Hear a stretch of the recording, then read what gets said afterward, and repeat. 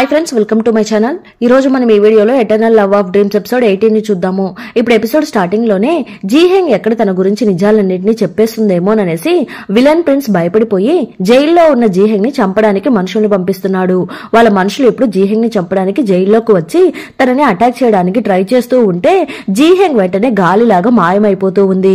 అదంతా చూసి అక్కడున్న వాళ్ళందరూ భయపడిపోతున్నారు. నేరుగా రాజుగారి దగ్గరికి వచ్చి జీహెంగ్ ఇలా సడన్ గా మాయమైపోయారని అంటూ ఉన్నారు. అది విని రాజుగారు షాక్ అయిపోతున్నారు. ఇప్పుడు ఆ మ్యాటర్ ని విలన్ ప్రిన్స్ దగ్గర కూడా చెప్తూ ఉన్నారు. అది విని విలన్ ప్రిన్స్ అలా ఎలా జరిగింది అనేసి కన్ఫ్యూజ్ అవుతూ ఉన్నాడు. ఇప్పుడు రాజుగారి అసిస్టెంట్ ఫెంగ్జూని మీట్ అయ్యి జైల్లో జరిగిందంతా చెప్తూ ఉన్నాడు. అది మాత్రమే కాదు, దీనివల్ల రాజుగారు జనరల్స్ అందరినీ పిలిపించి బాగా తిడుతూ ఉన్నారు. ఇంత నిర్లక్ష్యంగా కాపలా కాస్తున్నారా అనేసి జనరల్స్ అందరినీ జైల్లో వేయమని చెప్పారంట అని అంటూ ఉన్నాడు. అది విని ఫెంగ్జూ వేగంగా రాజుగారి ప్యాలెస్ దగ్గరికి వెళ్తూ ఉంది. ఫెంగ్జూ అక్కడికి వస్తున్నప్పుడు రాజుగారు అక్కడున్న జనరల్స్ అందరినీ చడామడా తిడుతూ ఉన్నాడు. ఫెంగ్జూ లోపలికి వచ్చి నేను మీ దగ్గర కాస్త మాట్లాడాలి అని చెప్పగానే రాజుగారు అక్కడ ఉన్న వాళ్ళందరినీ బయటకు పంపిస్తున్నాడు. అప్పుడు ఫెంగ్జూ, మీకు డాక్టర్ గారు ఒక మ్యాటర్ చెప్పారు గుర్తుందా? జీహెంగ్ పల్స్ రేటు నార్మల్ గా లేదని చెప్పారు కదా, దాని నుండి మీకు ఏమర్థమైంది? అసలు తను ఒక మనిషే కాదు అని ఫెంగ్జూ అంటూ ఉంది. రాజుగారు వెంటనే తను అసలు మనిషి కాకపోతే ఇక్కడికి ఎందుకు వచ్చిందని అడుగుతూ ఉన్నాడు. దానికి ఫెంగ్జూ, తనకి మీరంటే ఇష్టం అనుకుంటా, అందుకే తను ఇక్కడికి వచ్చినట్టు ఉంది అనేసి ఫెంగ్జూ అంటూ ఉంటే ఇంక చాలా ఆపు, పిచ్చి పిచ్చిగా మాట్లాడకు, ఆ జనరల్స్ అందరినీ కాపాడాలి అనే కదా నువ్వు ఇలా మాట్లాడుతున్నావు, నాకు బాగా అర్థమైంది అని రాజుగారు అంటూ ఉంటే లేదు, నేను దానికోసం అలా చెప్పడం లేదు, మీరు ఇంకా జీహెంగ్ గురించి కంప్లీట్ గా మర్చిపోవాలనేసే ఇలా మాట్లాడుతున్నానని ఫెంగ్జూ అంటూ ఉంది. రాజుగారు వెంటనే కాసేపు థింక్ చేసేసి తను జైలు నుండి మాయమైపోయిందని అందరూ చెప్తూ ఉన్నారు కాబట్టి నేను కూడా ఇంకేమీ చేయలేను, పైగా తనేమీ నాకు అంత ఇంపార్టెంట్ పర్సన్ కాదు, పోతే పోయిందిలే, నేను ఇంక దాని గురించి వదిలేస్తాను అనేసి రాజుగారు జనరల్స్ అందరినీ రిలీజ్ చేసేస్తున్నాడు. ఇక్కడేమో జీహెంగ్ డెమాన్ లోకంలో కళ్ళు తెరుస్తూ ఉంది. అసలు నేనెక్కడున్నాను, నేను ఇక్కడికి ఎలా వచ్చాను అనేసి థింక్ చేస్తూ ఉంది. జీహెంగ్ ని జైల్లో నుండి కాపాడి తీసుకుని వచ్చింది మరెవరో కాదు, తనని ప్రాణానికి ప్రాణంగా ప్రేమించే చీవునే. కానీ జీహెంగ్ చీవుని కూడా గుర్తుపట్టలేకపోతుంది. మీరెవరు, నన్నెందుకు ఇక్కడికి తీసుకుని వచ్చారని జీహెంగ్ అడుగుతూ ఉంటే అది విని చీవు షాక్ అయిపోతున్నాడు. ఈ మొహాన్ని నువ్వు గుర్తుపట్టలేకపోతున్నావా, కాస్త బాగా చూడు అని చీవు అంటూ ఉంటే జీహెంగ్ వెంటనే నాకు ఏమీ గుర్తు రావడం లేదు, ఇదేం ప్లేస్ అని తను అడుగుతూ ఉంటే దానికి చీవు ఇది డెమాన్ లోకము, ఇదే నీ లోకము అని అంటూ ఉన్నాడు. అది విని జీహెంగ్ మీరేమంటున్నారు, నాకేమీ గుర్తులేదేంటి అని అంటూ ఉంది. చీవు వెంటనే అలా అయితే నీకు దోంహా గుర్తులేదా, మీ అన్న సూయన్ గుర్తులేడా అని అడుగుతూ ఉంటే దానికి జీహెంగ్ నాకు అసలు ఏమీ గుర్తులేదని అంటూ ఉంది. చీవు వెంటనే ఆ చూయన్ ఏదో నిన్నేదో చేసినట్టు ఉన్నాడు, వాడి వల్లే నీకు ఇన్ని ప్రాబ్లమ్స్ వచ్చాయని అంటూ ఉన్నాడు. చూయన్ అనే పేరు మాత్రము జీహెంగ్ కి బాగా గుర్తున్నట్టు ఉంది. ఏంటి చూయన్నా, అతను చాలా మంచివాడు, అతనే నన్ను కాపాడాడు, అతని గురించి మీరెందుకు ఇలా మాట్లాడుతున్నారని అడుగుతూ ఉంటే చీవు వెంటనే ఏంటి వాడు మంచివాడా, నాకు ఇప్పుడే అంతా అర్థమవుతుంది, నువ్వు ఆ కొండ చివరి నుండి కింద పడిపోయిన తర్వాత వాడు నిన్ను కాపాడినట్టు ఉన్నాడు, నీకేమీ గుర్తులేదు కాబట్టి అతను నిన్ను బాగా యూజ్ చేసుకున్నట్టు ఉన్నాడు, వాడు చాలా చెడ్డ వ్యక్తి, వాడు మంచివాడు అని చెప్పేసి నువ్వు నా దగ్గర చెప్పకు అని అంటూ ఉన్నాడు. దానికి జీహెంగ్ నాకు అసలు ఏమీ గుర్తులేదు, మీరు నన్నెలా కనిపెట్టారని అడుగుతూ ఉంటే అప్పుడు చీవు నేను నీ కోసం వెతకని ప్లేస్ అంటూ లేదు, ఆ తర్వాతే ఆ చూయన్ ఏదో ప్లాన్ చేస్తున్నట్టు నాకు అర్థమైంది, వాడు భూలోకంలో ఉన్నాడని తెలుసుకుని నేను కూడా భూలోకానికి వచ్చి వాడి కోసం వెతుకుతూ ఉన్నాను, నువ్వు శ్వాస తీసుకోవడాన్ని గుర్తించగల పవర్స్ నాకున్నాయి, దాన్ని యూజ్ చేసి నేను జైలు దగ్గరికి వచ్చాను, అప్పుడు వాళ్ళు నిన్ను చంపడానికి ట్రై చేస్తూ ఉన్నారు, వెంటనే నిన్ను మాయం చేసేసి ఇక్కడికి తీసుకొని వచ్చేసానని చీవు అంటూ ఉన్నాడు. ఇదిగో ఈ గంజిని తాగేసి కాసేపు రెస్ట్ తీసుకో, నేను నెక్స్ట్ ఏం చేయాలో థింక్ చేస్తాను అనేసి చీవు అక్కడి నుండి వెళ్లిపోతున్నాడు. ఇక్కడేమో ఫెంగ్జూ బయట కూర్చొని చందమామని చూస్తూ డ్రింక్ చేస్తూ ఉంది. పౌర్ణమి వస్తే బంధువులందరూ ఒక దగ్గర చేరుతానని అంటూ ఉంటారు, నేనెప్పుడు మళ్ళీ నా ఊరికి వెళ్తానో అర్థం కావడం లేదు అనేసి ఫుల్ గా తాగుతూ కూర్చొని ఉంది. అప్పుడు అక్కడికి మోయన్ వచ్చి ఇంక తాగింది చాలు, మీరు ఇప్పటికే చాలా తాగేశారు, ఇంక తాగకండి అని మోయన్ అంటూ ఉంటే కానీ ఫెంగ్జూ మాత్రం వినకుండా ఫుల్ గా తాగుతూ ఉంది. అంతలో అక్కడికి రాజుగారు వస్తున్నారు. ఫెంగ్జూ వెంటనే రాజుగారికి విష్ చేద్దాము అనేసి పైకి లేస్తూ ఉంటే డ్రెస్ తట్టుకుని ఫెంగ్జూ కింద పడడానికి వెళ్తూ ఉంది. వెంటనే రాజుగారు ఫెంగ్జూని క్యాచ్ పట్టుకుని నువ్వు ఇంతసేపటి వరకు డ్రింక్ చేస్తూనే ఉన్నావని అంటూ ఉంటే ఫెంగ్జూ వెంటనే లేదు లేదు నేను కొంచెమే తాగాను అనేసి కవర్ చేసుకుంటూ ఉంది. ఫెంగ్జూ ఫుల్ గా తాగేసి నడవలేకపోతూ ఉంటే రాజుగారు వెంటనే ఫెంగ్జూని ఎత్తుకుని రూమ్ లోపలికి తీసుకుని వెళ్తున్నాడు.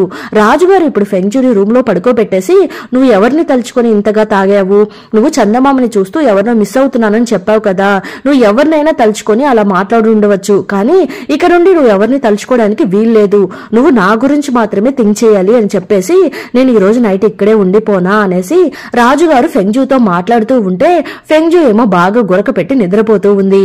ఈ రోజు ఇలా జరిగిందేంటి అనేసి రాజుగారు ఫెంగ్జూని చూసి నవ్వుకుంటూ బయటకు వెళ్తూ ఉన్నారు. బయటకు వచ్చి అసిస్టెంట్ ని చూసి వచ్చి తగలడు వెళ్దాము అనేసి కోపంగా చెప్పేసి అక్కడి నుండి తన ప్యాలెస్ కి వెళ్లిపోతున్నాడు. ఇప్పుడు నెక్స్ట్ డే మార్నింగ్ ఫెంగ్జూ నిద్ర లేచి చూస్తూ ఉంది. అప్పుడే తనకి నిన్న రాజుగారు వచ్చారు అనేది గుర్తుకు వస్తూ ఉంది. నైట్ రాజుగారు ఫెంగ్జూ కోసము ఒక ఫీనిక్స్ హెయిర్ పిన్ ని గిఫ్ట్ గా ఇచ్చి ఉంటాడు. ఇప్పుడు ఫెంగ్జూ దాన్ని చూసేసి అయ్యో ఇదంతా నిజమేనేమో, నేను ఫుల్ గా తాగేసి కలగంటున్నాను అని అనుకున్నాను, కానీ ఇదంతా నిజమే, అసలు నేను నైట్ ఏమైందో తెలుసుకుందాము అనేసి మూయన్ ని పిలుస్తూ ఉంది. ఇప్పుడు ఫెంగ్జూ మూయన్ ని చూసి నిన్న నైట్ ఏమైంది అని అడుగుతూ ఉంటే మూయన్ వెంటనే పోండి రాణి గారు, మీతో ప్రతిసారి ఇదే గొడవైపోయింది, రాజుగారు మీకోసం ఎంత ప్రేమతో ఇక్కడికి వచ్చారో తెలుసా, మీకోసము ఈ హెయిర్ పిన్ ని కూడా గిఫ్ట్ గా తీసుకొని వచ్చారు, మీరేమో బాగా నిద్రపోయారు, అందువల్ల రాజుగారు అలిగి ఇక్కడ నుండి వెళ్లిపోయారని అంటూ ఉంటే ఫెంగ్జూ వెంటనే ఏంటి నిద్రపోయానా అనేసి నవ్వుతూ ఉంది. ఇప్పుడు నెక్స్ట్ డే మార్నింగ్ మూయన్ ఫెంగ్జూని రెడీ చేస్తూ ఉంది.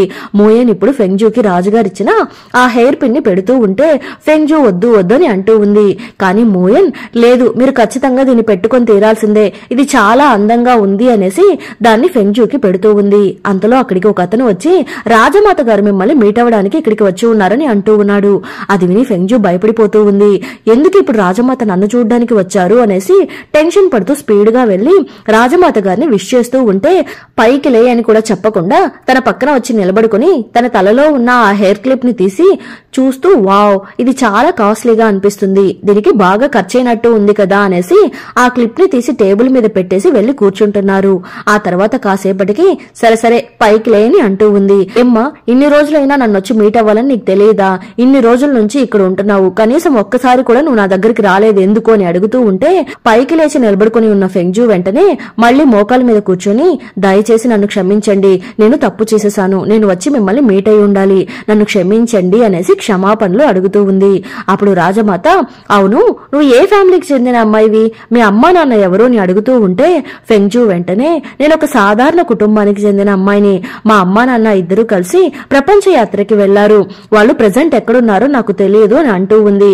అది విని రాజమాత ఇలాంటి కహానీలంతా నువ్వు ఇంతకు ముందు చెప్పి ఉండవచ్చు, కానీ నువ్వు ఇప్పుడు రానివి, నిన్ను చూసి ఇక్కడున్న వాళ్ళందరూ గౌరవించాలి, నువ్వు నీ బిహేవియర్ ని కాస్త చేంజ్ చేసుకో, నువ్వు ఇంకా వీధి కుక్కలాగా బిహేవ్ చేయకూడదు, అందువల్ల నీ అలవాట్లన్నింటినీ కాస్త మార్చుకో అనేసి హార్ష్ గా మాట్లాడుతూ ఉంటే ఫెంగ్జూకి వరే దారి లేక సరే ఓకే నేను అలానే చేస్తానని అంటూ ఉంది. ఇక్కడేమో ఇంకొక పక్క ఆ విలన్ ప్రిన్స్ వాళ్ళ ఇంటికి ఒక అతను బ్లాక్ డ్రెస్ వేసుకుని వస్తూ ఉన్నాడు.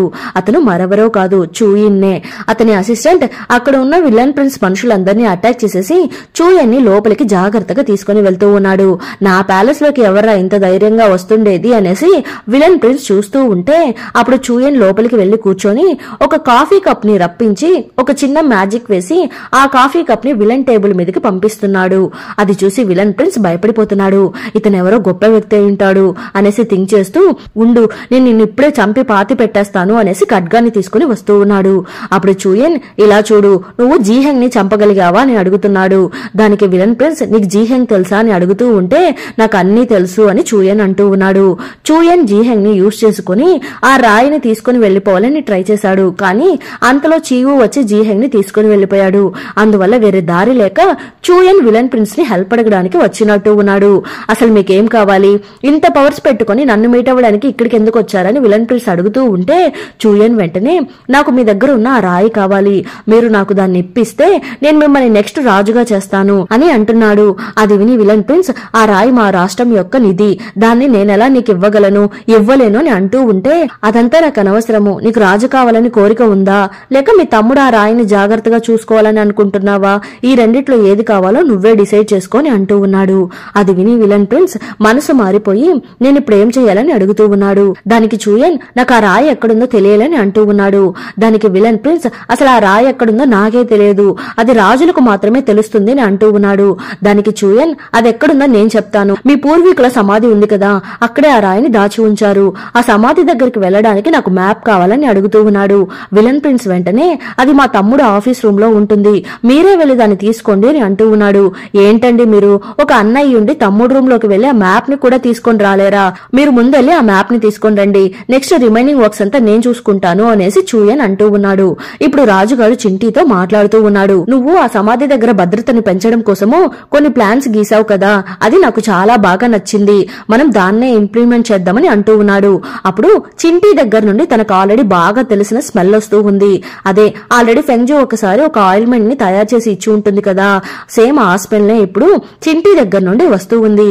రాజుగారు వెంటనే చింటీ ఐబ్రోస్ ని చూసేసి నీ గాయం ఏమైంది అని అడుగుతూ ఉంటే చింటీ వెంటనే నా గాయం పూర్తిగా క్యూర్ అయిపోయింది, దాన్ని క్యూర్ చేయడానికి నాకు ఒక మంచి మెడిసిన్ దొరికింది అని చింటీ అంటూ ఉన్నాడు. ఫెంగ్జూ ఏ రోజైతే నేను ఇంకొక అతన్ని ఇష్టపడుతున్నానని చెప్పిందో ఆ రోజు నుండే హ్యాపీగా చింటీ ఫీల్ అయ్యి ఆ ఆయిల్మెంట్ ని యూజ్ చేయడం స్టార్ట్ చేసినట్టు ఉన్నాడు. అందువల్ల చింటీ గాయం ఇప్పుడు పూర్తిగా క్యూర్ అయిపోయింది. ఫెంగ్జూ వెంటనే చింటీకి ఆయిల్మెంట్ ఇచ్చింది అనేసి ఇప్పుడు రాజుగారికి కూడా అర్థమైపోతుంది. రాజుగారు ఇప్పుడు థింక్ చేసి చూస్తూ ఉన్నాడు. అప్పుడు ఫెంగ్జూ నేను మీకోసం స్పెషల్ గా దీన్ని తయారు చేశానని చెప్పింది కదా, ఇప్పుడు దాని గురించి థింక్ చేసేసి అయితే నాతో పాటు వీడికి కూడా ఆయిల్మెంట్ ని ఇచ్చిందా అని అనుకుంటూ సరే ఓకే నువ్వు ఇంకా బయలుదేరని అంటూ ఉన్నాడు. ఎప్పటిలాగానే ఫెంగ్జూ ఒంటరిగా కూర్చొని ఉంటే అక్కడికి సేమింగ్ వస్తున్నాడు. ఏమైందమ్మా, పని ఎంతవరకు వచ్చింది అని అడుగుతూ ఉంటే నాకు చాలా బాధగా ఉంది సీమింగ్, నేను దోంగు అని అసలు హట్ చేయలేకపోతున్నాను అనేసి ఫెంగ్జూ అంటూ ఉంది. దానికి సీమింగ్ నువ్వు తనని హట్ చేయలేకపోతే తనకి లవ్ పెయిన్ ఎలా వస్తుంది, ఒకవేళ తనకి లవ్ పెయిన్ రాకపోతే నువ్వు కూడా ఈ లోకం నుండి వెళ్ళలేవు, అలానే దోంగ్వాకి కూడా పాత పవర్స్ మళ్ళీ తిరిగి రావు, అప్పుడు ఈ లోకం అంతా కంప్లీట్ గా అంతమైపోతుంది, ఇవన్నీ నీతోనే కనెక్ట్ అయి ఉన్నాయి, అందువల్ల ఎక్కువగా థింక్ చేయకుండా రాజుగారిని ఎలా హట్ చేయాలో థింక్ చేసేసి దాన్ని అమలు డానికి స్టార్ట్ చేయు, ఇది చాలా చాలా ఇంపార్టెంట్ మ్యాటర్ అని చెప్పేసి సీమింగ్ అక్కడి నుండి వెళ్లిపోతున్నాడు. ఇప్పుడు next day morning Chinti general dress వేసుకోకుండా ఒక నార్మల్ డ్రెస్ లో రెడీ అయ్యి 2 గుర్రాలను తీసుకుని ఫెంగ్జూ దగ్గరికి వస్తూ ఉన్నాడు. ఇప్పుడు ఇద్దరు కలిసి గుర్రం తీసుకుని చాలా దూరం ట్రావెల్ అయ్యి కొండ చివరి దగ్గరికి వచ్చి కూర్చుంటున్నారు. అప్పుడు ఫెంగ్జూ భూలోకంలో ఇంత అద్భుతమైన ప్లేసెస్ ఉన్నాయని నాకు తెలియదు, చాలా అందంగా ఉంది, ఇది సేమ్ స్వర్గం లాగానే కనిపిస్తుంది అని అంటూ అయినా నువ్వు ఈ ప్లేస్ ని ఎలా కనిపెట్టావని ఫెంగ్జూ అడుగుతూ ఉంటే అప్పుడు చింటీ మా నాన్న నన్ను అప్పుడప్పుడు తిడుతూ ఉంటాడు, అప్పుడు నాకు ఒంటరిగా ఉండాలనిపిస్తుంది, ఇప్పుడు నీకెలా అయితే అనిపిస్తుందో నాకు అప్పుడు అలానే అనిపించేది, అలా అనిపించినప్పుడల్లా నేను ఒక మంచి ప్లేస్ కోసం వెతుకుతూ ఉండేవాడిని, నాకు అప్పుడు ఒక రోజు ఈ ప్లేస్ కనిపించింది, అప్పటి నుండి ఈ ప్లేస్ అంటే నాకు చాలా ఇష్టమని అంటూ ఉన్నాడు. ఫెంగ్జూ వెంటనే నేను ఒంటరిగా ఉండడానికి ఇష్టపడుతున్నాను అని అనగానే అది విని చింటీ ఫెంగ్జూతో నిన్ను రాజుగారు సరిగా చూసుకోవడం లేదా అని అడుగుతూ ఉన్నాడు.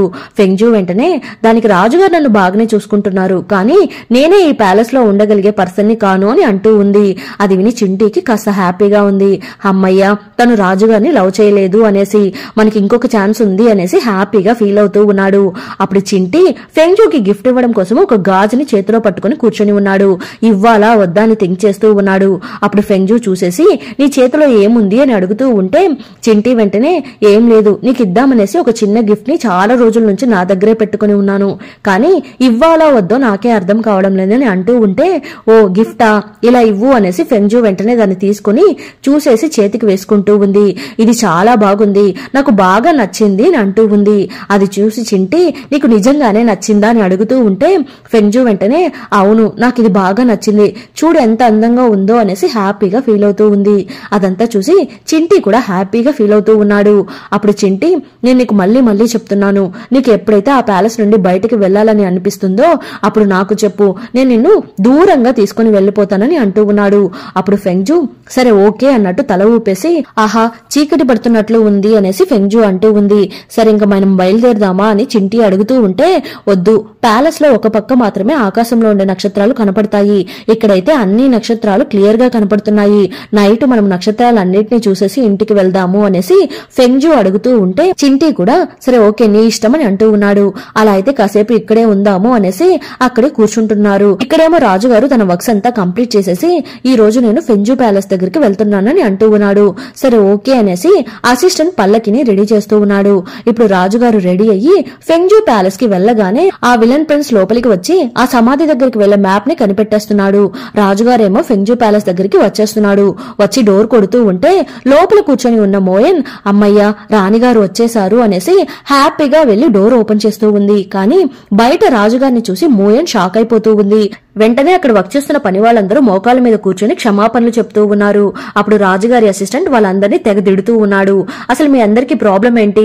రాజుగారు మిమ్మల్ని ఒకే ఒక క్వశ్చన్ అడిగారు, రాణిగారు ఎక్కడికి వెళ్లారు అనేసి, దానికి కూడా మీరు ఆన్సర్ చెప్పలేరా అని అడుగుతూ ఉంటే మోయన్ సైలెంట్ గా కూర్చొని ఉంది. వెనకాల కూర్చొని ఉన్న అమ్మాయి వెంటనే, లేదు మా రాణిగారికి ఇక్కడ కాస్త ప్రెషర్ గా అనిపించింది, అందుకని బయటకు వెళ్లాలని అనుకుంటూ ఉన్నారు. అప్పుడు నేను వెళ్లి వేరే వాళ్ళని మీట్ అవ్వాలి అని అంటూ ఉన్నారు.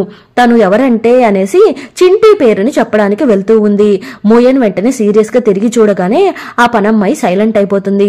రాజుగారు కూడా అవన్నీ చూసేస్తున్నారు. ఆ సమయంలో చింటూ ఫెంగ్జూని తీసుకుని వచ్చి ప్యాలెస్ ముందర దింపుతున్నాడు. దింపేసి, ఫెంగ్జూ నువ్వు లోపలికి వెళ్లే ముందర నేను చెప్పింది మళ్ళీ ఒకసారి గుర్తు చేస్తున్నాను. నువ్వు ఎప్పుడైనా ఈ ప్యాలెస్ నుండి బయటకు వెళ్లాలని అనుకుంటే నాకు చెప్పు, నేను నిన్ను బయటకు తీసుకుని వెళ్తానని అంటూ ఉన్నాడు. అది విని ఫెంగ్జూ నవ్వుకుంటూ లోపలికి వెళ్తూ ఉంది. లోపలికి వచ్చి రాజుగారు లోపల కూర్చొని ఉండడాన్ని చూసి ఫెంగ్జూ భయపడిపోతూ ఉంది. రాజుగారు వెంటనే పైకి లేచి ఫెంగ్జూ దగ్గరికి వచ్చి, నువ్వు వచ్చేసావా, నువ్వు ఎక్కడికి వెళ్ళావని అడుగుతూ ఉన్నాడు. ఫెంగ్జూ వెంటనే, నాకు కాస్త బయటకు వెళ్లాలని అనిపించింది, అందుకే నేను బయటకు వెళ్లాలని అంటూ ఉంది. దానికి రాజుగారు, అవునా, ఎవరితో వెళ్లావని అడుగుతూ ఉంటే, లేదు నేను సింగిల్ గానే వెళ్లాను అనేసి ఫెంగ్జూ అబద్ధం చెప్తూ ఉంది. నువ్వు ఇంతసేపు ఒంటరిగా ఉన్నావా అని రాజుగారు అడుగుతూ ఉంటే, లేదు నేను బయటకు వెళ్లాను, ఇప్పుడు అక్కడ ఒక నాటకం వేశారు, నేను ఆ నాటకం చూస్తూ అక్కడే కూర్చుండిపోయాను అనేసి ఫెంగ్జూ అంటూ ఉంది. రాజుగారు వెంటనే, అవునా, ఏ నాటకం వేశారు అనేసి రాజుగారు కాస్త అనుమానంగానే అడుగుతూ ఉన్నారు. ఫెంగ్జూ వెంటనే, ఒక రాజుగారిని ఒక అందగత్తె ప్రేమించిందంట, ఆ టైప్ స్టోరీ అనేసి ఫెంగ్జూ అంటూ ఉంటే రాజుగారు వెంటనే ఫెంగ్జూ చేతిలో ఉండే గాజుల్ని చూసేసి తన చేతిని పట్టుకుని, ఓహో ఈ గాజుని నాటకం చూసి వస్తున్నప్పుడు కొన్నావా అని అడుగుతూ ఉన్నాడు. ఫెంగ్జూ భయపడుతూ అవును అని అంటూ ఉంది. రాజుగారు వెంటనే, ఓకే ఓకే, నీకు నగలంటే అసలు ఇష్టం ఉండదేమో అని అనుకున్నాను, కానీ నేనిచ్చే నగలు మాత్రమే నీకు ఇష్టం ఉండదు అనేసి నాకు ఇప్పుడే అర్థమైంది, నేను ఇంకా బయలుదేరుతాను అనేసి అక్కడి నుండి తన ప్యాలెస్ దగ్గరికి వెళ్లిపోతున్నాడు. అదంతా చూసి ఫెంగ్జూ బాగా డల్ అయిపోతూ ఉంది. అంతటితో ఎపిసోడ్ ఎండ్ అయింది. ఈ ఎపిసోడ్ ఎలా ఉన్నదో తప్పకుండా కమెంట్ చేయండి. ప్లీజ్ సపోర్ట్ చేయండి. Thanks for watching.